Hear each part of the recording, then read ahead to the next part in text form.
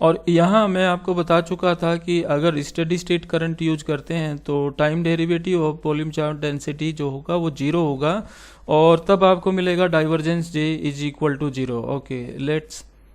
Check the point now. मैं क्या कर रहा हूँ कि मैं एम्पियर्स लॉ लिख रहा हूँ इन डिफरेंशियल फॉर्म, और एम्पियर्स लॉ यू नो कि कैसे लिखते हैं। इंटीग्रल फॉर्म लिख के बता दूं आपको, तो B dot D L is equal to mu naught times I enclose, और जब इसको हम लोग इनक्लोज बोलते हैं तो उसका उस टाइम का मतलब ये है कि अगर ये कोई वायर है और इसमें आई करंट फ्लो कर रही है ए टू बी, ऐसे थोड़ी देर के लिए मान लीजिए, और इस पी पॉइंट पे मुझको मैग्नेटिक फील्ड फाइंड आउट करना है, तो मैं क्या करूँगा, इसको इस तरीके से जितना भी लोकस है ये इसके उतने ही डिस्टेंस पे वायर से, सपोज किया आर है तो आर डिस्टेंस पे ये इधर इधर सभी चारों तरफ ले लूँगा, तो और उन सभी पॉइंट्स पे जो होगा ऑब्वियस है कि magnetic field will remain same, right. तो ये जो क्लोज पाथ है बेसिकली इसके थ्रू आपकी करंट इनक्लोज हो चुकी है, तो now you can apply the Ampere's law. तो यहाँ पर जो आपका मैग्नेटिक फील्ड होगा वो बेसिकली टेंजेंशियल होगा, लाइक दिस, राइट। सो ये आपके मैग्नेटिक फील्ड की डायरेक्शन है, और dl क्या है, वो स्मॉल सेगमेंट है, तो ये आपका वेक्टर dl है। तो b डॉट डी एल जो ये क्लोज पाथ हुआ है आपका equal to mu not times I Ampere's का लॉ है, जो हम लोग यूज करते हैं मैग्नेटिक फील्ड को फाइंड आउट करने के लिए। एम्पियर्स का लॉ आप ये याद रखिए कि हम लोग अगर कोई करंट फ्लो करता है कंडक्टर के अंदर तो मैग्नेटिक फील्ड को फाइंड आउट करने के लिए यूज करते हैं। इसकी जो डिफरेंशियल फॉर्म है वो है del cross B is equal to mu not times J, where J is the current density. अब मैं क्या कर रहा हूं, सबसे पहले I am just taking the divergence of this equation, divergence of curl that is of B is equal to divergence of this quantity mu not times J, और इसको थोड़ा सा अगर अरेंज कर लें टर्म को तो one can write mu naught times del dot J, तो इसको ऐसे भी लिख सकते हैं। And now the left hand side you are taking the divergence of curl and that is equal to zero, divergence of the curl is equal to zero. इसका result mathematically zero है, but आपको पता है कि ये zero क्यों है। अभी आपने देखा कि ये B dot D l close path में जब आप लिखते हैं तो that is equal to the curl of B, तो ये आपने स्टोक्स थ्योरम के साथ में भी देखा होगा, वहाँ पर हम इसकी रिलेशनशिप प्रोवाइड करते हैं। बट उससे पहले मैं बता दूं आपको कि आप ये देखिए इस पॉइंट पर ये आपका, अगर मैं बी लेता हूँ तो उसकी डायरेक्शन ये है, और इसके सामने बिल्कुल अगर मैं बी लूँगा तो उसकी डायरेक्शन ये होगी ऑफ द सेम एलिमेंट, उसका जो मैग्नीट्यूड होगा वो सेम होगा। और जब मैं डाइवर्जेंस ले रहा हूँ इस कर्ल का, राइट, तो यहाँ पर डायरेक्शन उसकी, क्योंकि कर्ल एक वेक्टर क्वांटिटी है, अभी इधर डायरेक्शन है और दूसरे पॉइंट पे जो है डायरेक्शन डाउनवर्ड है, तो इनका जो वेक्टर सम आएगा ऑब्वियस है कि वो कैंसिल हो जाएगा एक दूसरे के साथ में, तो that's why divergence of curl is equal to zero, right. So अभी सेकंड पॉइंट पे यहाँ पे मैं क्या देखता हूँ कि म्यू नॉट टाइम्स और ये डाइवर्जेंस ऑफ जे है, तो हम ऐसा सोच लेते हैं, ऐसा एज्यूम करके चलते हैं कि भाई यहाँ पर दो क्वांटिटी है, एक म्यू नॉट है स्टैंडर्ड, वो तो जीरो नहीं हो सकता, लेकिन डाइवर्जेंस ऑफ जे जो है वो जीरो हो सकता है। और यहाँ जब मैं इसको डाइवर्जेंस ऑफ जे को जीरो लिखता हूँ तो मेरे माइंड में जो अभी लास्ट वीडियो के अंदर मैंने डिस्कस किया था कि when I see this divergence J is equal to zero, तो ऑटोमेटिकली आई कैन कंक्लूड कि भाई जो करंट है वो डायरेक्ट करंट है, वो स्टेडी स्टेट टाइप की है, उसकी नेचर जो है वो स्टेडी स्टेट टाइप की है, ये हम लोगों ने कंक्लूड किया था। तो अभी जब ये एम्पियर्स लॉ के अंदर हम लोगों ने इसकी डिफरेंशियल फॉर्म का डाइवर्जेंस लिया तो हम लोगों को मिल रहा है डाइवर्जेंस जे जीरो, तो इससे हम लोग ये कंक्लूड कर सकते हैं कि जो एम्पियर्स का लॉ है that is valid only for the direct current. This is true for the direct current. क्या ये अल्टरनेटिंग करंट के लिए ट्रू नहीं है एम्पियर्स का लॉ? तो यहाँ पर कोई ऐसी पॉसिबिलिटी हम लोगों को दिखाई नहीं पड़ती। और फिर दोबारा बता दूं कि अभी जो कुछ मैं बोल रहा हूँ या जो समझाने की ट्राई कर रहा हूँ ये उन लोगों के लिए है, उन स्टूडेंट्स के लिए जो ऑलरेडी फैमिलियर हैं with this concept. Now you know the idea of displacement current and you have seen many times this type of picture जहाँ पे आप एक कैपेसिटर यूज करते हैं, राइट। ये कोई सोर्स है, ये फिर आपका रियोस्टेट है,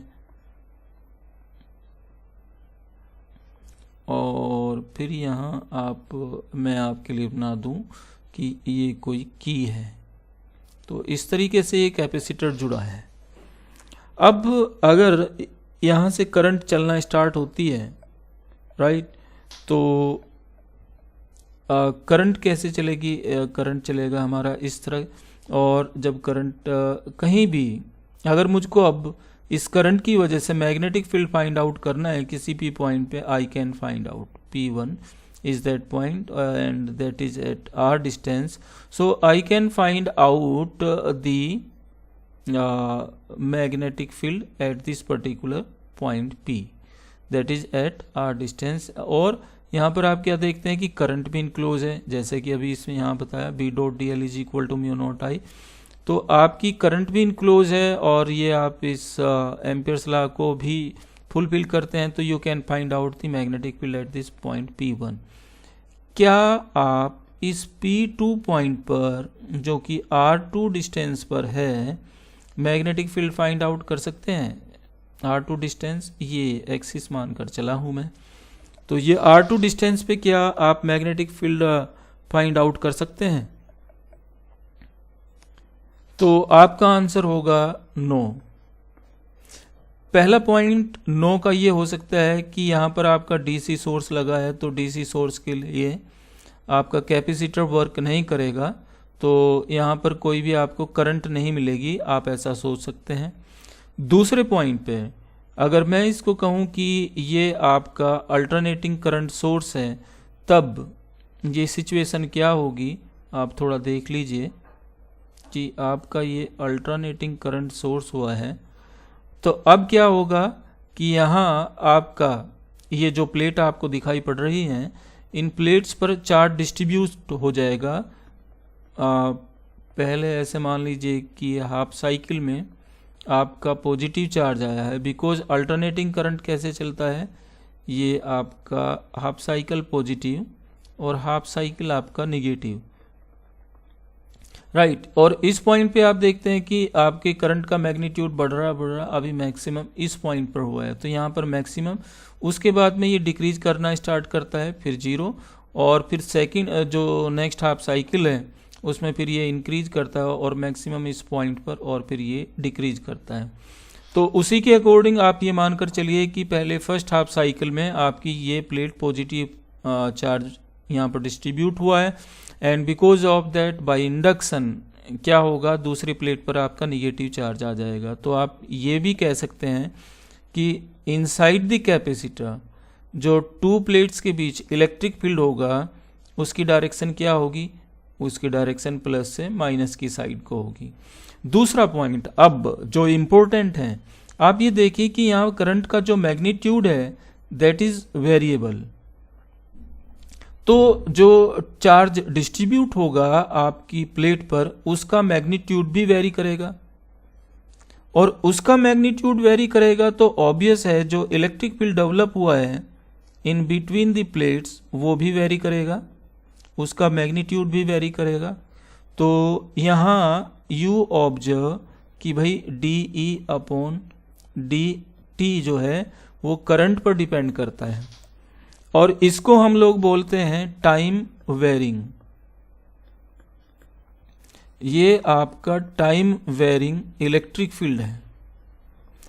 और इसका कंसेप्ट कैसे जनरेट हुआ है, इसका कंसेप्ट जनरेट हुआ है अल्टरनेटिंग करंट के थ्रू। जैसे मैं आपको बोल रहा हूँ कि फर्स्ट हाफ साइकिल में सपोज किया कि पहली प्लेट जो है वो उस पर पॉजिटिव चार्ज डिस्ट्रीब्यूट हो जाता है, बाय इंडक्शन दूसरी प्लेट पर नेगेटिव साइन आ जाएगा, तो इनके बीच जो फील्ड डेवलप होगा, इलेक्ट्रिक फील्ड होगा, उसकी डायरेक्शन ये होगी जो आपको शो की है। और जो कि अल्टरनेटिंग करंट है तो इसका मैग्नीट्यूड चेंज हो रहा है, बिकॉज ऑफ दैट जो स्ट्रेंथ है of the positive charge on this plate, वो जितना भी चार्ज डेंसिटी है उसका मैग्नीट्यूड भी चेंज होगा, एंड इधर निगेटिव का भी होगा, तो यहाँ जो इलेक्ट्रिक फील्ड है उसका मैग्नीट्यूड भी टाइम के साथ में चेंज होगा। तो यू आर ऑब्जर्विंग यहाँ क्या है भाई कि आप बच्चे टाइम वेरिंग इलेक्ट्रिक फील्ड यहाँ पर ऑब्जर्व करते हैं।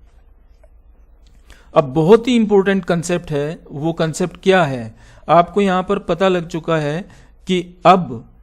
यहाँ अगर मैं नॉर्मल करंट यूज करता हूँ तो मैं मैग्नेटिक फील्ड फाइंड आउट कर सकता हूँ। और मेरा क्वेश्चन ये था कि इस P2 पॉइंट पर क्या आप मैग्नेटिक फील्ड फाइंड आउट कर सकते हैं, तो एक आंसर आया था, एक पॉसिबिलिटी फर्स्ट टाइम आपको दिखाई पड़ी थी कि नो। बट अब एक एनालॉजी यूज करते हैं फैराडे लॉ की। वो फैराडे लॉ के अंदर क्या है भाई कि आपको पता है कि एप्सिलॉन जो ईएमएफ है वो क्रिएट होता है because of the change into the magnetic flux. जो टाइम वेरिंग मैग्नेटिक फील्ड है that produce the EMF, that produce the current, और अगर करंट है तो ऑब्वियस है there will be electric field. तो in a simple way I can say that, भाई मैं ऐसा बोल सकता हूं बच्चे कि भाई जो टाइम वेरिंग मैग्नेटिक फील्ड है that produce the electric field. In the same way vice versa you can say कि अभी आप ये जो टाइम वेरिंग इलेक्ट्रिक फील्ड देख रहे हैं ये भी मैग्नेटिक फील्ड प्रोड्यूस कर सकता है। इसको मैं रिपीट कर दूं आपके लिए दोबारा, जैसे कि time varying magnetic field electric field को प्रोड्यूस करता है, वैसे ही टाइम ये आपका varying electric field magnetic field को प्रोड्यूस करता है, and because of that you can find out the magnetic field at this point P2। तो P2 पर जो आपको मैग्नेटिक फील्ड मिलेगा वो किसकी वजह से मिलेगा, वो मिलेगा टाइम वेरिंग इलेक्ट्रिक फील्ड की वजह से। और टाइम वेरिंग इलेक्ट्रिक फील्ड का कंसेप्ट क्या है वो मैं अभी आपको बता चुका हूं। तो जब डिस्प्लेसमेंट करंट को डिफाइन करते हैं और आप इस टाइप की पिक्चर यूज करते हैं, यहाँ थोड़ा मैं इस एक चीज मिस कर गया हूं तो उसको मैं ऐसे ड्रा करके आपको बता देता हूं कि ये ओपन सरफेस है जो सेंटर से पास हुआ है और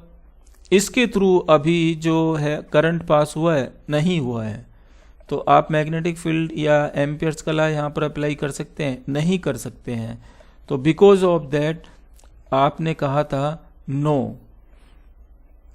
ठीक है। तो आप ये स्ट्रक्चर ये कुछ क्लोज सरफेस के साथ में देख सकते हैं कि अब ये यहाँ पर इसके थ्रू पास हुआ है, लेकिन इस साइड में ये हम लोग बोल सकते हैं कि क्या अब एम्पियर्स का लॉ वैलिड होगा, इस सिचुएशन में वैलिड होगा। तो आंसर इज नो। तो अभी जो मेन क्वेश्चन है, जो मेन पॉइंट है वो ये है कि डिस्प्लेसमेंट करंट हम लोग लेकर चले थे, उस डिस्प्लेसमेंट करंट की नेचर क्या है, वो कैसे दिखाई पड़ती है, किस फॉर्म में। तो उसको देखने के लिए हम लोगों को नेक्स्ट एक जो पार्ट है इस वीडियो का वो देखना होगा। तो यहाँ पर डिस्प्लेसमेंट करंट के साथ में जो फिजिकल कंसेप्ट है उनको मैं एक्सप्लेन कर चुका हूँ, और एक्चुअल में अभी जो थर्ड पार्ट है इस वीडियो का उसके थ्रू आपको क्लियर हो जाएगा कि डिस्प्लेसमेंट करंट की नेचर क्या है, किस फॉर्म में वो फिजिकल फॉर्म में आपको दिखाई पड़ती है।